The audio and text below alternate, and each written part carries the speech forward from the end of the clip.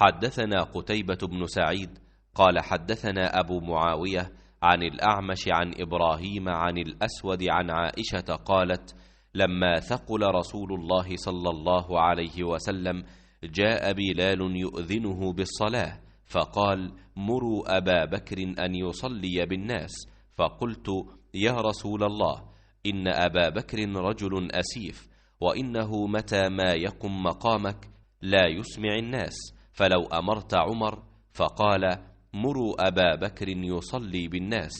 فقلت لحفصة: قولي له إن أبا بكر رجل أسيف، وإنه متى يقم مقامك لا يسمع الناس، فلو أمرت عمر.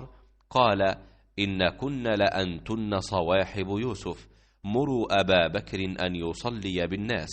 فلما دخل في الصلاة وجد رسول الله صلى الله عليه وسلم في نفسه خفة، فقام يهادى بين رجلين ورجلاه يخطان في الأرض حتى دخل المسجد. فلما سمع أبو بكر حسه ذهب أبو بكر يتأخر، فأومأ إليه رسول الله صلى الله عليه وسلم، فجاء رسول الله صلى الله عليه وسلم حتى جلس عن يسار أبي بكر، فكان أبو بكر يصلي قائما، وكان رسول الله صلى الله عليه وسلم يصلي قاعدا. يقتدي أبو بكر بصلاة رسول الله صلى الله عليه وسلم، والناس مقتدون بصلاة أبي بكر رضي الله عنه۔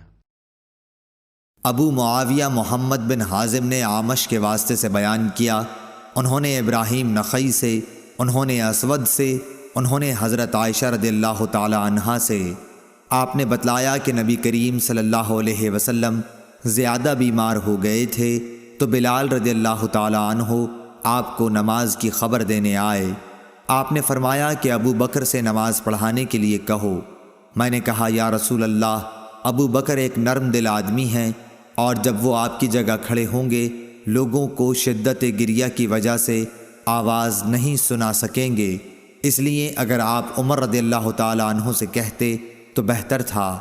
آپ نے فرمایا کہ ابو بکر سے نماز پڑھانے کے لیے کہو۔ پھر میں نے حفصہ رضی اللہ تعالی عنہا سے کہا: تم کہو کہ ابو بکر نرم دل کے آدمی ہیں، اور اگر آپ کی جگہ کھڑے ہوئے تو لوگوں کو اپنی آواز نہیں سنا سکیں گے، اس لیے اگر عمر سے کہیں تو بہتر ہوگا۔ اس پر آپ نے فرمایا کہ تم لوگ صواحب یوسف سے کم نہیں ہو، ابو بکر سے کہو کہ نماز پڑھائیں۔ جب ابو بکر رضی اللہ تعالی عنہ نماز پڑھانے لگے تو آن حضور صلی اللہ علیہ وسلم نے اپنے مرض میں کچھ ہلکا پن محسوس فرمایا اور دو آدمیوں کا سہارا لے کر کھڑے ہو گئے۔ آپ کے پاؤں زمین پر نشان کر رہے تھے۔ اس طرح چل کر آپ مسجد میں داخل ہوئے۔ جب ابو بکر نے آپ کی آہٹ پائی تو پیچھے ہٹنے لگے، اس لیے رسول اللہ صلی اللہ علیہ وسلم نے اشارے سے روکا۔